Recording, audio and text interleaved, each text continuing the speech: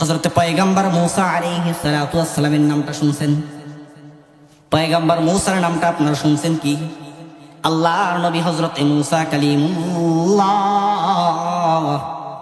ওনার জামানার ছোট্ট একটা ঘটনা বলতে চাই বাজান রে, গভীর মনোযোগ দিয়ে শুনবেন। অন্তপক্ষে গুনাহের কাজ করার আগে এতটুকু ভাববেন, গুনাহের কাজ করার আগে এই ঘটনাটা একটু স্মরণ করবেন যে আল্লাহর পয়গম্বর হযরতে মূসা কালিমুল্লাহ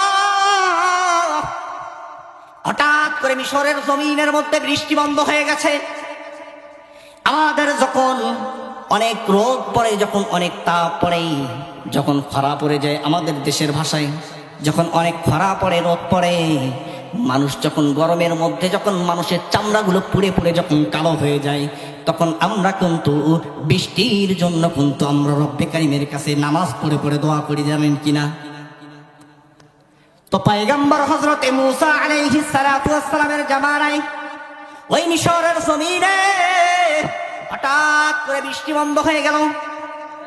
আল্লাহর পয়গম্বর হযরতে মূসা আলাইহিস সালাতু ওয়াস সালাম তার সাথী সঙ্গীদেরকে নিয়ে আল্লাহ রাব্বুল আলামিনের কাছে দোয়া করার জন্য একটা বৈঠক ডাকলেন যে অমুক দিন আমাদের এলাকার মানুষগুলি, মিশরের মানুষগুলি সকলে একত্রিত হব, আল্লাহ রাব্বুল আলামিনের কাছে দোয়া করব যে আল্লাহ তাআলা আমাদের মধ্যে কেন বৃষ্টি দিচ্ছেন না, আমরা তো কষ্টে আছি, আমরা তো এত গরম আর রোদ সহ্য করতে পারতেছি না, আমাদের তো বৃষ্টির প্রয়োজন, মিশরের জমিনে বৃষ্টি নাই।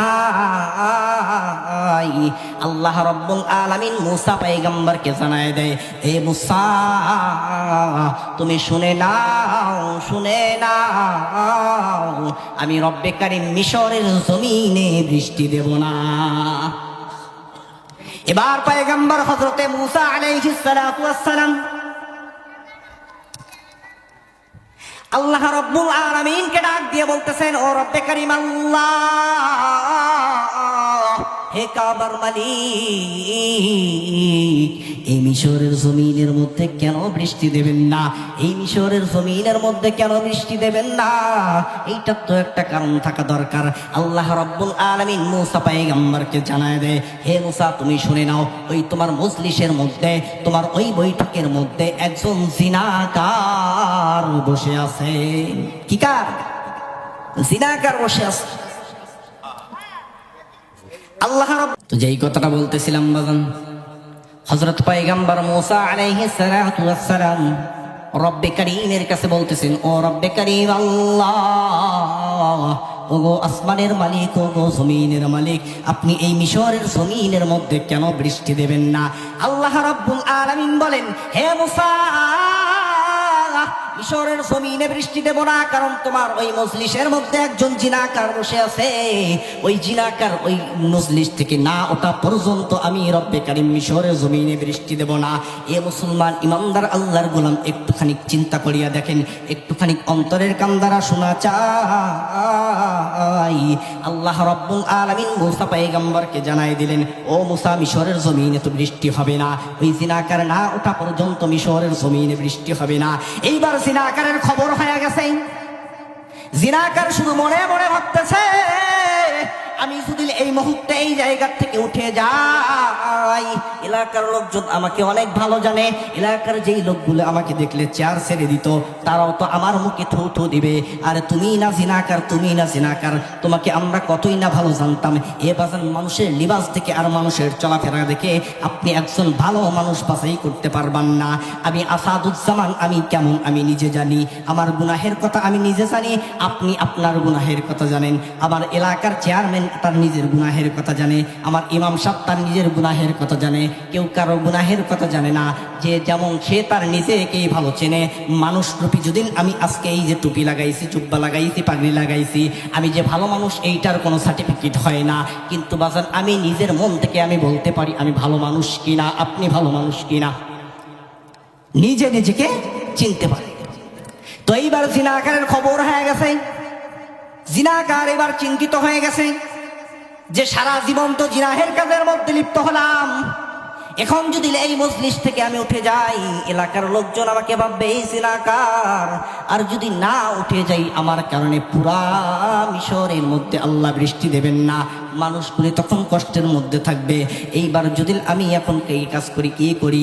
এইবার হযরতে মূসা কালিমুল্লাহ বলতেছেন, কে আসো জিনাকার, এখান থেকে এখনই উঠে যাও, এখনই উঠে যাও। যদি এখান থেকে না ওঠো, তোমাকে চিহ্নিত করে দেওয়া হবে। কি করে দেওয়া হবে? তোমাকে চিহ্নিত করে দেওয়া হবে। রব্বে কারীম তার পয়গম্বরকে জানাই দিবেন যে অমুক ব্যক্তি জিনাকার। সে যদি নিজে না ওঠে, এইবার জিনাকার তো সারা জীবন জিনাহের কাজের মধ্যে কাটাইছে, সারা জীবন জিনাহের কাজের মধ্যে কাটাইল। এবার রব্বে কারীমের আরশ আজিমের খুঁটি ধরে বসছে, আল্লাহর কুদরতি পাতে হাত দিয়ে জিনাকার ডাক দিয়ে বলতেছে, এরে আসমানের মালিক, ও জমিনের মালিক আল্লাহ, সারা জীবন গুনাহের কাজ করছি রে মালিক, তোমার কাছে মাফ চাওয়ার মতো এইরকম সুযোগ হয় নাই। ও আসমানের মালিক আল্লাহ, ও জমিনের মালিক আল্লাহ, আমি জিনাকার যদি এই মজলিস থেকে উঠে যাই, আমি জিনাকার যদি এই মজলিস থেকে উঠে গিয়ে যদি আমি অন্য কোনো শহরে পাড়ি জমাই, ওই জায়গার মানুষজন কিন্তু আমাকে চিনবে না। তারা তো ভাববে আমি ভালো মানুষ, তারা আমাকে কেউ চিনবে না। কিন্তু এলাকার লোকজন যাই ভাবে না ভাবুক, কিন্তু আমি আল্লাহ, আমি যে জিনাকার, তুমি মালিক ভালো জানো। ও মওলা, তুমি আমার গুনাহের কথা ভালো জানো। এই কথা বলিয়া জিনাকার যখন আল্লাহর কুদরতি পায়ে হাত লাগাইয়া রব্বে কারীমকে ডাক দিয়ে বলে, ও আল্লাহ, হয়তোবা আমি এই মহল্লা ছেড়ে অন্য কোনো শহরে যাইতে পারি, সেখানে আমাকে মানুষজন চিনবে না, কিন্তু আমি যেই জমিনে বসবাস করব, ও কাবার মালিক, ও আসমানের মালিক, ওইটাও তো তোমার দেওয়া জমিন। আমি জিনাকার যদি ওই জমিনেও যদি চলাফেরা করি, তোমার জমিন যদি ডাক দিয়ে বলে, হে জিনাকার, তুমি এই জমিনের উপর চলতে পারবা না, তুমি জিনাকারের এই জমিনে চলার মতো কোনো অধিকার নাই। ও কাবার মালিক, হে আসমানের মালিক আল্লাহ, আমি জিনাকার, আজকে আজকে আমি তোমার কাছে তওবা করতেছি, তওবায়ে নাসুহা করতেছি। ও রব্বে কারীম আল্লাহ, এইবারের মতো তুমি আমাকে মাফ করিয়া দাও। আল্লাহ রব্বুল আলামিন মাফ করবেন না, জিনাকার ছাড়বেন না। আল্লাহ মাফ করবেন না তো জিনাকার ছাড়বেন না। জিনাকার এইবার যখন আল্লাহর কুদরতি পায়ে হাত লাগাইয়া কান্না চক্ষু যখন নিজের গুনাহকে স্মরণ করিয়া, এইবার যখন জিনাকার যখন আল্লাহ রব্বুল আলামিনের কুদরতি পায়ে হাত লাগাইছে, এবার জিনাকার যখন আল্লাহর কুদরতি পায়ে হাত লাগাইয়া কান্নাকাটি করে বলতেছে, ও রব্বে কারীম আল্লাহ, আমাকে মাফ করতেই হবে তো করতেই হবে, আমাকে মাফ না করা পর্যন্ত আমি জিনাকার উঠবো না, আমাকে মাফ না করা পর্যন্ত আমি জিনাকার এখান থেকে সরব না।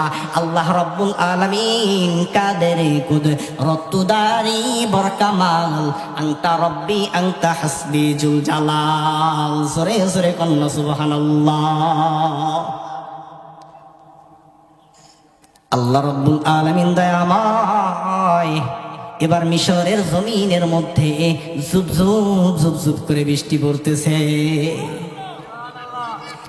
মিশরের জমিনের মধ্যে বৃষ্টি পড়তেছে। পয়গম্বর মূসা ছিলেন একজন রাগী মানুষ। কি মানুষ?